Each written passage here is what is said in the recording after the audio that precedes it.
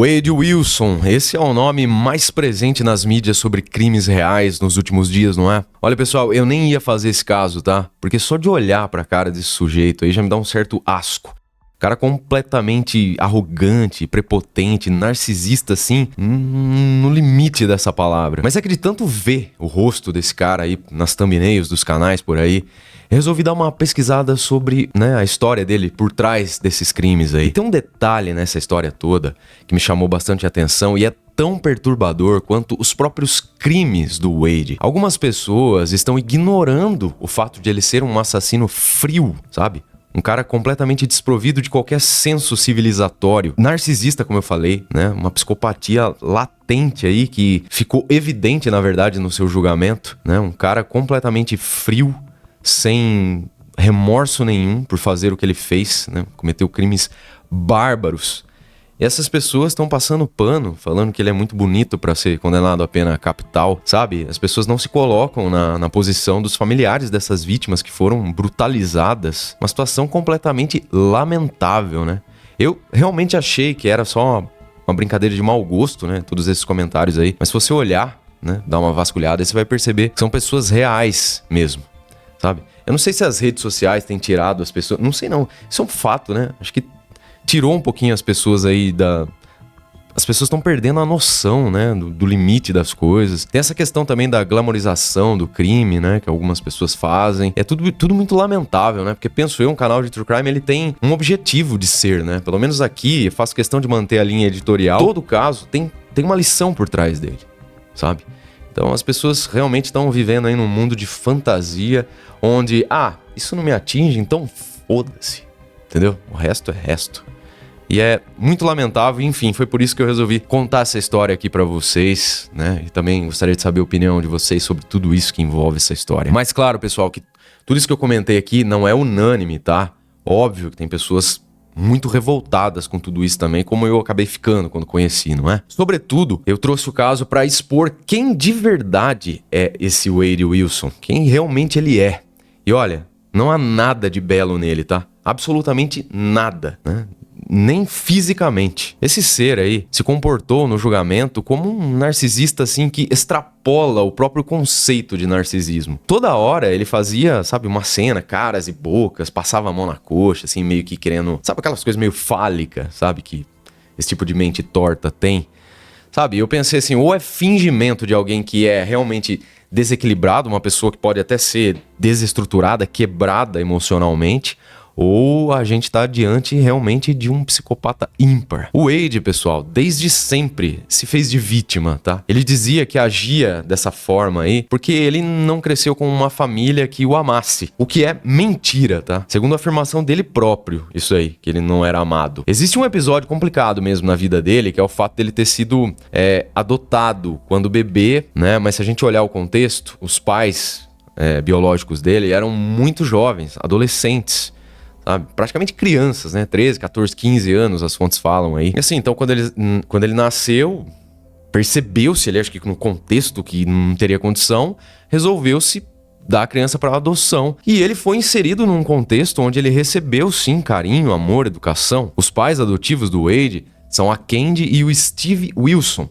que eram amigos da igreja dos pais da mãe biológica do Wade. Depois de adotá-lo, então, eles tiveram mais 2 filhas, ou seja, uma família foi crescendo ali normalmente. Não se encontra, bem verdade, muitas informações detalhadas sobre essa família adotiva do Wade, mas algumas fontes dizem que eles pareciam ser uma família normal e que o Wade nunca foi discriminado por ter sido adotado, mas mesmo assim o Wade, se sentia rejeitado. Ele não aceitava o fato de ele ter sido deixado pela família biológica. Isso aí, dizem as fontes, que causou bastante problema aí psicológico nele. Ele era um menino rebelde, tirava notas ruins, e o seu primeiro crime foi registrado aí como sendo cometido aos 16 anos. Realmente, a vida não foi como ele queria. Ele não podia escolher naquele momento, fato.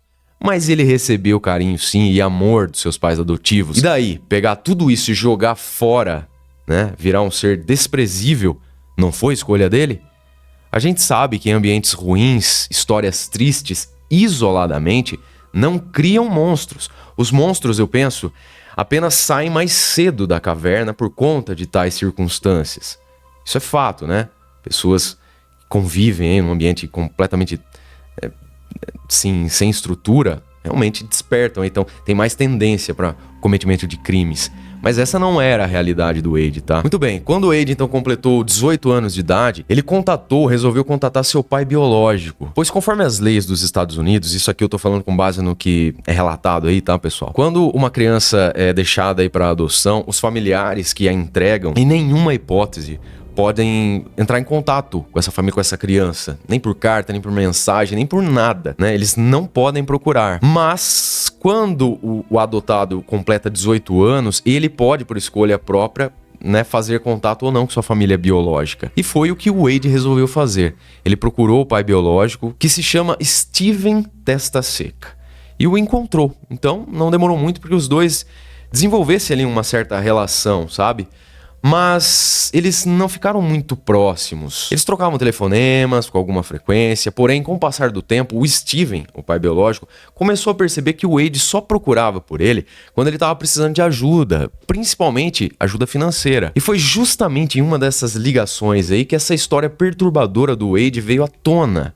Foi por causa do pai dele que o denunciou. Veja só, o Wade ligou várias vezes pro seu pai biológico, mas dessa vez ele não queria dinheiro. Mas ele queria, de certa forma, ajuda, né? Ele ligou e começou a confessar os terríveis crimes que ele tinha acabado de cometer. O Steven, o pai, disse depois, né, nas suas entrevistas aí, que o Wade dizia que era um assassino. Ele disse que tinha sufocado uma mulher depois que ela tinha ido dormir. Depois ele saiu, encontrou uma mulher na rua e também disse que fez o mesmo com ela, depois atropelou várias vezes. O pai biológico do Wade, a princípio, ficou meio confuso, né? Ele não sabia se o cara tava falando a verdade, porque ele disse também nessa entrevista que o Wade era um cara paia, sabe? Contador de história, goela. Então ele achou que era só uma história, que não tinha um fundo de verdade. Mas, em algum momento ali, depois, foram algumas ligações que ele fez, o Steven colocou o telefone no Viva Voz para que a mãe biológica do Wade pudesse ouvir também tudo que ele falava. E a partir daí, a mulher começou a passar as informações para a polícia. O Steven então perguntou ao Wade onde ele estava, mandasse a localização ali para que ele pudesse enviar um Uber até ele. Mas ele não fez isso. Ele forneceu a localização do Wade às autoridades, à polícia. E assim o Wade Wilson, em 8 de outubro de 2019, foi detido. Mas, galera, vamos conhecer melhor, então, tudo isso aqui foi uma introdução de tudo que aconteceu. Vamos conhecer em detalhes, então, os crimes desse sujeito. Vamos aos fatos.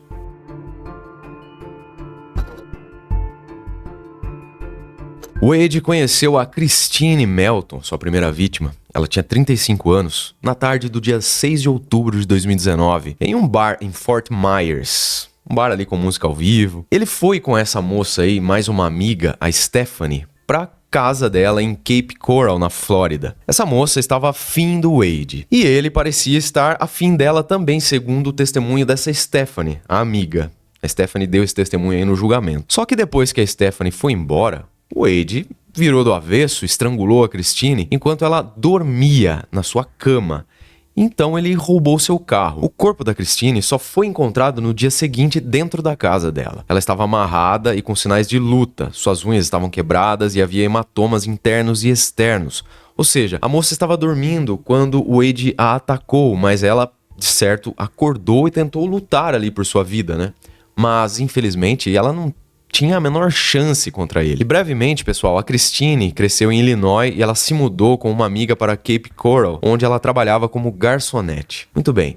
Horas depois, então, depois do cometimento do crime, o Wade, usando o carro da Christine que ele roubou, saiu aí pela rua, dominado pelo seu passageiro sombrio do mal, e atacou dessa vez a Diane Ruiz. O Wade parou o carro, chamou a Diane ali perto para perguntar para ela sobre uma região que ele queria ir ali por perto. Quando a mulher de 43 anos, que era mãe de 2 filhos, se aproximou e depois tentou ir embora, o Wade atacou a moça estrangulando. Porém, ele, ao perceber que a sua vítima ainda estava viva, empurrou a mulher para fora do veículo. Ele começou a passar com o carro por cima dela. É dito aí que ele passou, umas 20 vezes por cima dela, né? Tem até algumas pessoas colocaram aí que ela virou um espaguete, não é? Depois ele mesmo diz isso. O corpo da Diane foi encontrado 3 dias depois, em um local aí abandonado perto de uma loja da Sam's Club. Os urubus, né, abutres, que ficam circulando normalmente, né? Carcaças, enfim, cheiros ruins aí provenientes de corpos em decomposição. Foram eles que denunciaram às autoridades que já estavam à procura da mulher onde ela estava. A Diane foi encontrada com o rosto machucado e as unhas quebradas também em um terreno baldio debaixo de alguns arbustos. Ela também estava com o nariz quebrado e quase uma dúzia de costelas fraturadas, conforme relatou o procurador adjunto Andreas Gardner. Pois é, pessoal, a Diane era mãe e noiva. Ela foi descrita como uma mulher muito trabalhadora, atenciosa, não fazia mal a ninguém. E ela trabalhava como bartender no Musi Lodge, em Cape Coral. E ela nunca faltou em nenhum turno do trabalho em 5 anos. Era uma pessoa bem querida ali. Muito bem. O assassino, então, que tinha 25 anos quando tudo aconteceu, continuou dirigindo o carro que ele roubou da Christine. Já tinha feito 2 vítimas e foi até Fort Myers, onde ele atacou a sua ex-namorada Melissa Montanez. No julgamento do Wade depois, essa Melissa afirmou que estava furiosa pelo Wade ter levado o carro dela na noite anterior e que ela só queria o carro de volta. Mas quando ele chegou lá, eles começaram a discutir, né? Teve ali insultos, agressões, intimidações. A mulher relatou que o Wade bateu nela depois e também tentou estrangulá-la. Mas além disso, ela disse que o Wade tinha a intenção de tirar a vida dela e depois tirar a própria vida. Mas sabe-se lá por quê, ele do nada aí no meio desse ataque resolveu mudar de ideia. E segundo essa vítima aí que conseguiu sobreviver, olha só que bizarro. O Wade teria 2 faces, Dr. Jekyll e Sr. Hyde. Olha o que ela disse, ele pode ser o cara mais doce que você vai conhecer na vida, mas ele também pode ser um monstro. Como vocês podem perceber, pessoal, apesar de eu estar resumindo aqui todo o caso pra vocês, o Wade era muito desequilibrado mesmo, né? Ele tinha uma patologia realmente complexa aí no cérebro. Minutos depois, então, o Wade fugiu da Flórida no carro roubado e dirigiu até Ohio, onde ele invadiu a casa da Fanny e do Kent Hamlin, um casal de aposentados. E depois, ele fez as tais ligações aí pro pai biológico, onde ele acabou confessando tudo e foi preso no dia 8 de outubro dentro de sua própria casa com diversas bebidas alcoólicas. E como acontece seguidamente, não demorou para que o Wade mudasse toda a sua história. Wade falou já de dentro da prisão, afirmando que não teve envolvimento nenhum nas mortes da Christine Melton e nem da Diane Ruiz. Nessa nova versão aí, ele garantiu à jornalista Delia Dambra que a Christine estava viva e bem quando ele deixou a mulher em sua casa, e depois ele apenas deu carona para Diane e levou a mulher até um ponto de ônibus e depois foi embora. Além disso, ele ainda disse que concordava que as mortes delas eram realmente trágicas e tristes, mas que ele sabia o que tinha feito e o que não tinha feito. E aqui não dá pra pensar outra coisa que não seja... É sempre assim, não é? Por pura coincidência, as vítimas aí, quando se encontram com seus futuros assassinos, estão sempre bem quando eles deixam essas vítimas na casa, no trabalho, no parque, seja lá onde for, né? Elas estão sempre bem. Aí o assassino, que se diz inocente, vai embora e do nada essas pessoas são vítimas de crimes bárbaros, não é? 14 facadas, passa 20 vezes com o carro por cima, queima o corpo, enfim. Tô dando só exemplo, tá, galera? Não tô falando que foi isso que aconteceu aí, mas vocês entenderam, né, o raciocínio? É sempre assim, não é? Óbvio que eu sempre falo pra vocês, tudo isso certamente já é sob influência da defesa, né?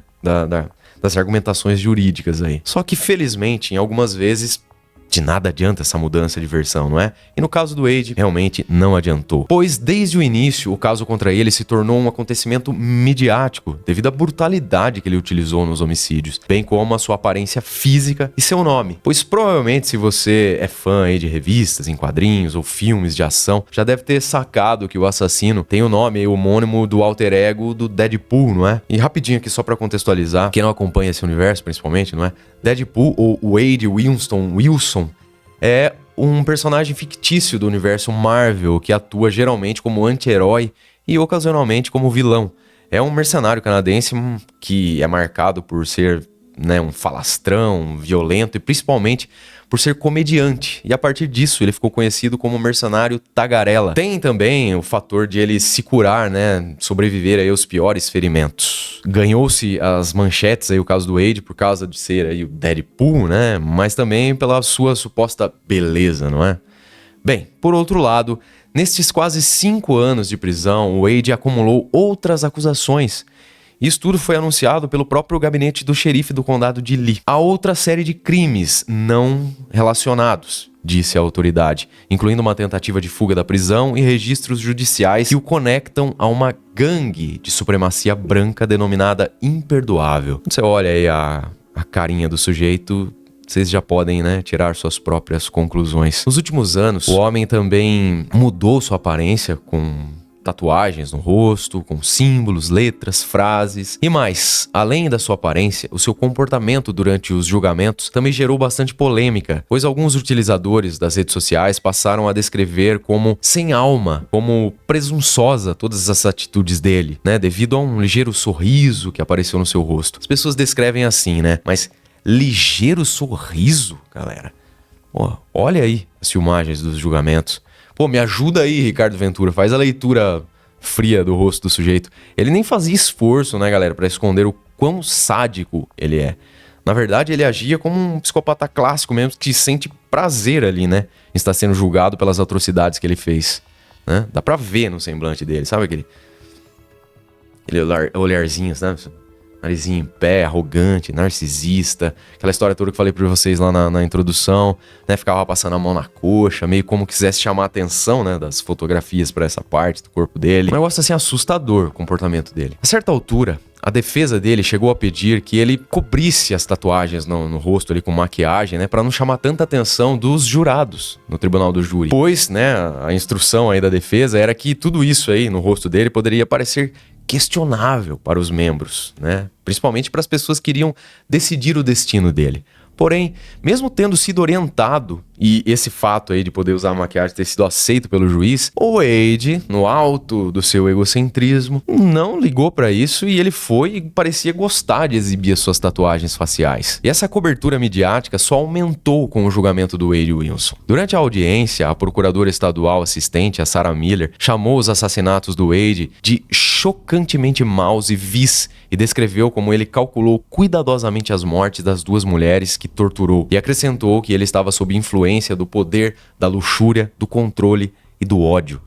Outro momento particularmente assustador do julgamento, que ocorreu em 10 de junho, foi quando o pai do assassino Deadpool, entre aspas, o Steven Testa Seca, compartilhou detalhes do momento em que ele descobriu que o seu filho era um feminicida. O pai do Wade contou ao tribunal sobre o telefonema em 6 de outubro de 2019, no qual seu filho confessou os crimes com detalhes. O Steven, no depoimento, enquanto seu filho assistia, revelou que o Wade confessou os assassinatos das duas mulheres durante a ligação e disse que ele tinha 2 pessoas que se foram e não voltariam mais. O pai inicialmente acreditou que seu filho estava simplesmente contando uma história, já que ele era um bom contador de história, mas depois de outros telefonemas ele percebeu que realmente era verdade. Durante uma ligação subsequente, o Wade entrou em detalhes sobre os assassinatos, dizendo: "Eu estrangulei aquela vadia." Ele estava se referindo, obviamente, a Christine, a primeira vítima. Quanto a Diane, o Wade descreveu para o pai dele na ligação, que atraiu a mulher para perto do carro antes de estrangulá-la e puxá-la para fora do carro e depois, percebendo que ela estava viva, começou a passar com o veículo várias vezes por cima dela, Ele disse até que ela ficou parecendo um espaguete. Quando questionado pelo tribunal sobre o comportamento de seu filho durante as ligações, o Steven disse que o Wade estava animado com suas ações e acrescentou que não parecia demonstrar qualquer remorso. E não dá nem para duvidar, não é? Ele está claramente animado aí no seu próprio julgamento, Parece que ele sente prazer, uma espécie de prazer doentio em se mostrar um assassino terrível. A defesa até tentou argumentar durante todo o julgamento que o Wade Wilson tinha uma mente doentia, uma doença, um vício em drogas. Chamado pela defesa, o psiquiatra forense Mark Mills afirmou que o Wilson sofre de algum tipo de transtorno psicótico. Realmente deve ser algum tipo nem catalogado ainda, viu? Mas a promotora, a Sarah Miller, manteve-se firme e disse aos jurados que não era aceitável que uma doença mental tivesse levado esse assassino a fazer o que ele fez com aquelas mulheres. Assim, no início de junho, dia 12, 10 dos 12 jurados do tribunal do condado de Lee votaram e ele foi considerado culpado pelos homicídios das duas mulheres. Além disso, o júri votou a favor da pena capital para ambos os crimes. No entanto, a decisão final é feita por um juiz e isso deveria acontecer agora no dia 23 de julho, mas essa decisão acabou sendo adiada. Presente durante a leitura do veredito, o comportamento do Wade era, como vocês viram, presunçoso, sorridente. ele meio que não se importava. E tudo isso acabou viralizando nas redes sociais e causando essa repercussão que eu comentei com vocês no início do episódio e que inclusive foi, né, um fator ensejador aí de eu trazer esse caso pra vocês. Como eu disse, pessoal, o juiz deveria ter sentenciado o Wade em 23 de julho, quando ele decidiria se ele iria para a pena de morte ou não. Mas os advogados do Wade entraram com uma moção para que houvesse um adiamento, porque tinha um conflito aí no agendamento para que 2 especialistas de saúde mental que foram nomeados pelo tribunal pudessem avaliar aí, né, e testemunhar os procedimentos, enfim. Né, os caras estavam tentando levar aí com a barriga, né, uma data mais para frente. O juiz acatou e adiou a sentença para o dia 27 de agosto. E é claro que eu vou atualizar vocês quando isso acontecer. E mais uma curiosidade é que os condenados à morte na Flórida podem escolher entre os 2 métodos de execução. Por padrão, as sentenças são executadas por injeção letal, mas a pessoa condenada pode escolher a morte por eletrocução. E se a sentença de morte for mantida, o Wade se juntará a uma lista de 276 homens condenados à pena capital. As execuções na Flórida, tanto por injeção letal ou por cadeira elétrica, são realizadas na Câmara de Execução da Prisão Estadual da Flórida, em Hayford. O carrasco, que por lei pode permanecer anônimo, é um cidadão comum. Enfim, pessoal, essa é a história do Wade, o cara que algumas pessoas estão passando pano por ser bonito. O que esse cara fez, assim, na minha opinião, não há nada que se possa dizer ou usar como argumento para defendê-lo. Eu não tô falando aqui, tá, de questões legais aí, dos procedimentos de execução penal. Eu falo aqui de questões mais humana, sabe? Moral, civilidade e tudo mais, né? Que é o que mais me chamou a atenção aqui, principalmente o comportamento das pessoas que estão repercutindo o caso. Se existe alguém que realmente pensa o contrário disso, olha, eu lamento, mas é tão podre quanto o próprio. Por mim, na verdade, eu nem faço questão da pena capital. Poderia ficar em perpétua, que eu acho até que é mais adequado pra ele. Mas, claro, se você discorda, por favor, deixa aí no espaço terapêutico dos comentários. Aliás, eu quero saber a opinião de vocês a respeito de tudo isso, né? Se vocês acham que ele deve ser condenado à pena capital, perpétua. O que vocês acham sobre essa repercussão, sobre algumas pessoas que comentaram, né, que ele é muito bonito, etc e tal. Não deveria ser condenado à pena capital. Chega a ser asqueroso, não é, pessoal? Esse foi o episódio de hoje. Espero que vocês tenham apreciado. Obrigado pela companhia. Até o próximo episódio.